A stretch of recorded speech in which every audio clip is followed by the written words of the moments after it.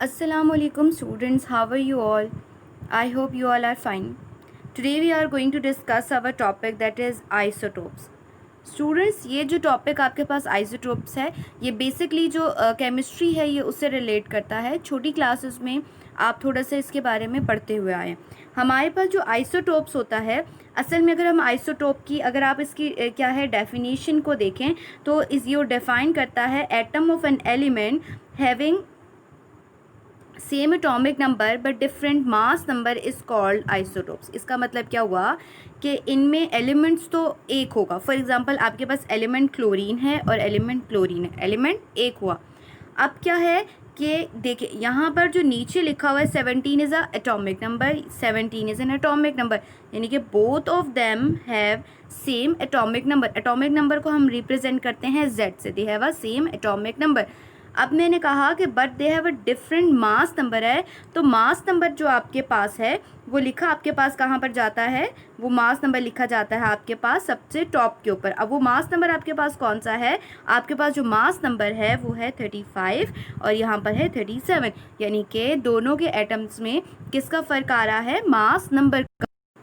अब हमारे पास क्या है कि ये बात तो इस डेफिनेशन से क्लियर हो गई कि आपके पास इनमें क्या होता है कि इनका जो आपके पास एटॉमिक नंबर जो कि 17 है ये सेम है, बट जो मास नंबर 35 और मास नंबर 37 आपके पास ये अलग होता है. तो ये आपके पास क्या कहलाता है, आइसोटोप कहलाता है. अब फॉर एग्जांपल इन्होंने जो एग्जांपल आपके पास दी है वो एग्जांपल दी हुई है chlorine has 2 isotopes that is chlorine 35 and chlorine 37. अब आपने क्या करना है कि ये पहले बात जहन में रखना है कि अगर आपके पास जो आइसोटोप्स होते हैं उनमें एलिमेंट तो एक होगा मगर उनकी मतलब दो दो उसके आइसोटोप्स होंगे. फॉर एग्जांपल एक पर्सन है उसके दो दो ज़बानें होती हैं, एक अच्छी ज़बान एक बुरी ज़बान होता तो पर्सन वही एक है ना. तो ये टर्म ऐसे याद रखें. अगर हम इसके बीच में इसके एटम्स के बीच में जाएं तो सबसे पहले हम बात करते हैं क्लोरीन 37 की और अगले हम बात करेंगे क्लोरीन 35 और क्लोरीन हमारे पास आता है 37 की हम बात करते हैं. अब जो क्लोरीन 35 है, क्लोरीन 35 का मतलब क्या है कि इसका जो एटॉमिक नंबर यानी कि इसका Z आपके पास क्या है, एटॉमिक नंबर कितना है 35 है और इसका Z यानी कि एटॉमिक नंबर आपके पास कितना है 37 आ जाता है. आपको पता होना चाहिए कि आपने छोटी क्लासेस में क्लास 8 के अंदर भी ये मतलब ये कॉन्सेप्ट्स आपके पास आते हैं कि जितने भी जो नंबर ऑफ़ इलेक्ट्रॉन्स होते हैं वो हमेशा इक्वल होते हैं नंबर ऑफ़ प्रोटॉन्स के. तो अगर हमारे पास इलेक्ट्रॉन आपके पास 35 है, इसका मतलब है प्रोटॉन भी 35 है. ठीक है, यानी कि इलेक्ट्रॉन आपके पास कितने हैं 35 और प्रोटॉन आपके पास वो भी आपके पास कितने हैं 35 आ रहे. अगर ये दोनों आपके पास इक्वल आ रहे हैं तो इसका मतलब ये हुआ आपके पास कि हम कैसे एडजस्ट करेंगे, जो पहले शेल होते हैं उसमें 1 एंड 2 इलेक्ट्रॉन्स आते हैं, यानी कि इस तरह हिसाब आएगा ना. देखिए पहले शेल में 2, फिर आपके पास 8 जाते हैं, फिर इसके बाद हम काउंट करते हैं 2, पहले में 2 जाएंगे, दूसरे में हमारे पास जाते हैं 8, फिर इसके बाद जाते हैं देखो 2 4 5 6 7 8, तो हमारे पास कितने होंगे 8. तो एक मतलब सबसे ये जो आपके पास जो ये जिसमें मैं लास्ट सर्कल करी हूँ ये आपके पास क्या कहलाता है, वैलेंस शेल. ठीक है, ये आपके पास क्या कहलाता है, वैलेंस शेल कहलाता है. अगर ये आपके पास वैलेंस शेल कहलाता है तो इसका मतलब है कि हमारे पास जो आउटर मोस्ट शेल कंप्लीट करने के लिए जो एक स्ट्रेटजी होती है जिनमें पहले में 2 अगले में 8 इलेक्ट्रॉन्स हों, तो 8 का मतलब होता है ना इलेक्ट्रॉन देने की ना इलेक्ट्रॉन लेने की ज़रूरत है, वो स्टेबल हो गया, यानी कि दूसरे में भी 8 आ गए. इसके बाद अगला वाला जो है उसके अंदर भी आपके पास कितने इलेक्ट्रॉन्स आ रहे हैं, वो भी 8 आ रहे हैं. इसका मतलब क्या हुआ कि इट इज़ एन स्टेबल, यानी कि आउटर मोस्ट शेल में 8 इलेक्ट्रॉन्स हैं तो ना तो इसको इलेक्ट्रॉन देने की ज़रूरत है ना ही इसको इलेक्ट्रॉन लेने की ज़रूरत है. अच्छा, ये तो बात आ गई हमारे पास इसकी. अब देखिए, अब यहाँ पर देखिए क्लोरीन 35 में प्रोटॉन 17, तो प्रोटॉन 17 इसका मतलब है कि इनका ये जो एटॉमिक नंबर है ये तो सेम हो गया, ये बात तो है. अब फ़र्क कहाँ आ रहा है, मास नंबर होता है. हमारे पास जो मास नंबर होता है इसको हम जाहिर करते हैं ए से. मास नंबर को हम किससे रिप्रेजेंट करते हैं, ए से. मास नंबर का आपका पास मतलब क्या होता है, मास नंबर का मतलब होता है number of protons plus number of neutrons आपके पास होते हैं. अब हमारे पास देखिए अब आपके पास अगर क्लोरीन 35 है ना, तो क्लोरीन 35 में प्रोटॉन 17 है और क्लोरीन 37 में प्रोटॉन भी कितने आ रहे हैं, 17 आ रहे हैं। अब न्यूट्रॉन्स की क्वांटिटी इनके अंदर क्या होगी, चेंज होगी, न्यूट्रॉन्स की क्वांटिटी चेंज होगी। यानी कि क्लोरीन 35 में न्यूट्रॉन्स आपके पास कितने आ रहे हैं, 18, और अगले में कितने आ रहे हैं, 20 आ रहे हैं। तो इसका मतलब क्या हुआ कि आपके पास जितने जो आइसोटोप्स होते हैं इनमें प्रोटॉन नंबर तो एक जैसा होगा, मगर इसमें नंबर ऑफ इलेक्ट्रॉन्स क्या होंगे, अलग होते चले जाएंगे। यहाँ तक तो बात क्लियर हो जाती है। अब हमारे पास क्या है कि मतलब आप आपके अपने जहन में रखना कि एटॉमिक नंबर इस जो एटॉमिक नंबर होता है, एटॉमिक नंबर का मतलब होता है, ये इसको आम ज़बान में आपको क्या कहते हो, प्रोटॉन नंबर, जिसको हम रिप्रेजेंट करते हैं Z से। और जो मास नंबर होता है इसको हम रिप्रेजेंट करते हैं A से। और मास नंबर का मतलब होता है number of protons and the number of neutron is called as a mass number. अब यहाँ तक तो ये टर्मिनोलॉजी आपको समझ आ गई होगी। अब आपके पास क्लोरीन 37 मतलब 37 और क्लोरीन 35 में ये वाली चीज़ तो सेम आएगी। जो चीज़ अलग आएगी वो कौन सी आएगी, नंबर ऑफ न्यूट्रॉन्स, और दूसरे में भी नंबर ऑफ न्यूट्रॉन्स डिफरेंट आएंगे। अब ये बात तो यहाँ पर क्लियर हो जाती है। अब इसमें क्या हुआ कि इनका एटॉमिक नंबर तो सेम होगा मगर मास नंबर डिफरेंट होगा। मास नंबर डिफरेंट किसकी वजह से होगा, देखो दोनों में आपके पास क्या है कि जो मास नंबर असल में होता है, ये जो न्यूक्लियस होता है ना, ये मास बनाता है, ठीक है। अब यहाँ पर जो मास है ना, ये आपके पास आ रहा है प्रोटॉन और जो यानी कि 17 और 18 मिलके मास नंबर बनाते हैं। और अगले वाले में जो होता है आपके पास 17 और जो 20 होता है, ये आपके पास क्या बनाते हैं, मास नंबर बनाते हैं। तो यानी कि नंबर ऑफ न्यूट्रॉन के फ़र्क होने से आपके पास मास नंबर चेंज होता है। यानी कि अगर न्यूट्रॉन 18 हुए तो जाहिर सी बात है दोनों में प्रोटॉन तो सेम है। अगर आपके पास जो न्यूट्रॉन 18 होते हैं तो क्लोरीन 37 में न्यूट्रॉन 20 होते हैं, तो इसका मतलब आपके पास क्या होता है कि यहाँ पर आपके पास प्रोटॉन न्यूट्रॉन्स की क्वांटिटी में चेंज होती है, तो आपके पास जो है वो आइसोटोप जो है वो जनरेट हो जाता है। तो बहुत ऐसे एलिमेंट्स हैं जिनमें से जिनके आइसोटोप्स होते हैं। फॉर एग्जांपल आपके पास हाइड्रोजन के 3 आइसोटोप्स हैं।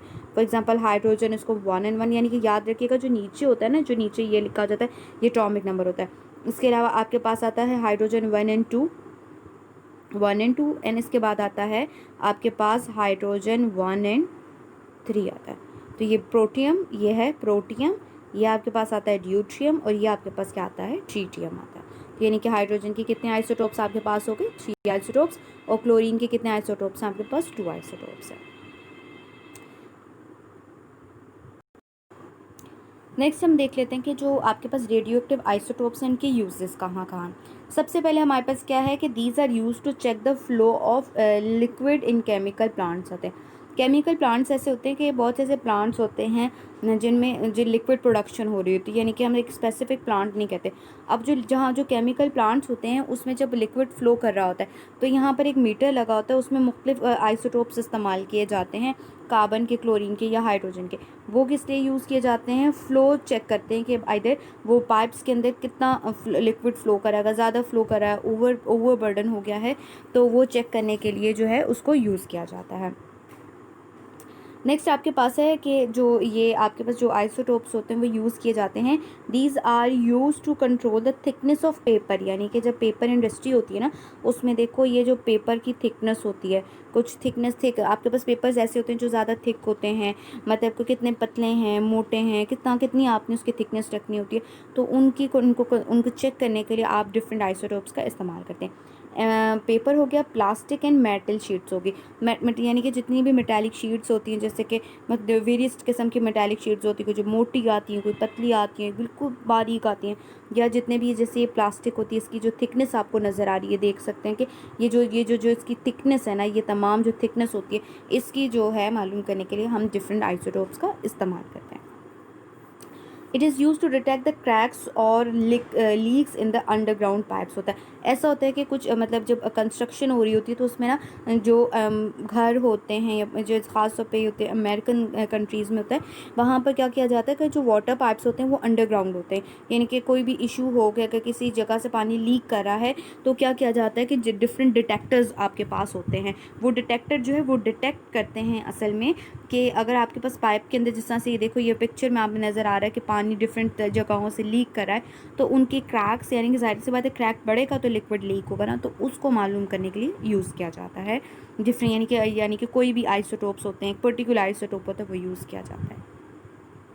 नेक्स्ट इसके बाद है these are use to study the chemical reactions. होते हैं हमारे पास केमिकल रिएक्शंस डिफरेंट होते हैं, इनका सम टाइम होता है कि इसका रेट डिटरमाइन करना होता है। अब हम बात किसकी कर रहे हैं, हम बात कर रहे हैं रेट की। रेट का मतलब होता है कि हाउ स्पीडली जो है, यानी कि स्पीडली कोई रिएक्शन जो है वो प्रोसीड किस तरह से कर, वो उसके यूज़ करने के लिए यूज़ किया जाता है। ठीक है, अब आपके पास क्या होता है कि सम टाइम होता है कि कुछ रिएक्शंस होते हैं जो स्लो प्रोसीड होते हैं। ठीक है, कुछ ऐसे आते हैं जो आपके पास फास्ट मूव करते हैं, कुछ होते हैं जो मतलब वेरी जो है वो फास्ट मूव करते हैं, तो उनके जो है उनको जो है तब उनका रेट चेक करने के लिए यूज़ किया जाता है। For example phosphorus 32 and for sulphur 35 employs in living system to trace the metabolic path. असल में देखें आपके पास जो मेटाबॉलिज्म होता है, असल में ये आपके पास क्या होता है कि यहाँ पर एक जितना भी हम कहते हैं ना कि मेटाबॉलिज्म का मतलब होता है कि कितनी चीज़ केमिकली आपकी बॉडी में कंज्यूम हो रही होती है। अब वो मेटाबॉलिक पाथ के ज़रिए, यानी कि कोई कितने रिएक्शंस के थ्रू आपके जो वो जो खाना आपने खाया है वो डिफरेंट केमिकल प्रोसेस होता है, फॉर एग्जांपल उसके थ्रू बॉडी में सर्कुलेट करा होता है। फॉर एग्जांपल मेटाबॉलिक पाथ में या मेटाबॉलिक वेज में कुछ साइकिल्स आते हैं, for example citric acid cycle आता है, इलेक्ट्रॉन ट्रांसपोर्ट चेन आती है। तो इनको डिटेक्ट करने के लिए ये कितना जो मेटाबॉलिक पाथ काम कर रहा है, मेटाबॉलिज्म काम कर रहा है नहीं कर, तो उनको डिटेक्ट करने के लिए ह्यूमन बीइंग में फॉस्फोरस 32 एंड सल्फर 35 इंट्रोड्यूस करवाई जाती है। इसके अलावा gamma rays are use to detect the flaws and cracks of the metallic part. जो जितने भी मतलब असल में पढ़े रेडियो एक्टिविटी एंड आइसोटोप्स के यूजेस। तो कुछ ऐसे जैसे रेज में हमारे पास जो गामा रेज होती है वो जो है फ्लेज एंड क्रैक्स ऑफ जो मेटालिक पार्ट्स होते हैं समटाइम उसमें, फिर जैसे फॉर एग्जांपल जहाज़ होते हैं उनके मेटालिक पार्ट में समटाइम अगर कहीं क्रैक पड़ जाता है तो वो क्रैक बहुत बड़े डेंजरस होता है, बहुत बड़ा डिज़ास्टर कॉज कर सकता है। तो उसके कहीं पे प्लेस पे ना जो मतलब कहीं अगर कोई क्रैक्स का कोई अंदेशा हो या कुछ हो तो वहाँ पर क्या कहते हैं गैमा रेज जो है उसको इंट्रोड्यूस करवाया जाता है। तो गैमा रेज सेल में इस तरह के जो क्रैक्स होते हैं इनको आइडेंटिफाई या डिटेक्ट करता है, जिसका फ़ायदा ये होता है कि जो है बहुत बड़ा जो इंसिडेंस होता है उससे बच जाते हैं।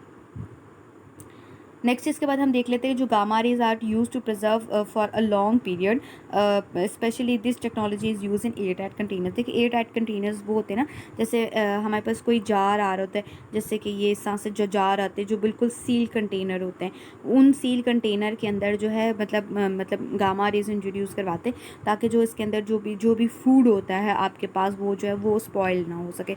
तो उस फूड को स्पॉयल होने से बचाने के लिए जो है वो क्या ये टेक्नोलॉजी का इस्तेमाल किया जाता है। फॉर एग्जांपल अब आप ऐसा होता है ना जैसे हज के दिन होते हैं, तो मतलब कुछ ऐसे कंट्रीज़ होते हैं जहाँ पर मतलब जब ढेर सारा गोश्त सऊदी अरब में हो जाता है तो वो ज़ाहिर सी बात है वो ख़ुद तो नहीं खाते इतना ज़्यादा गोश्त, तो वो क्या करते हैं पैकिंग करते हैं।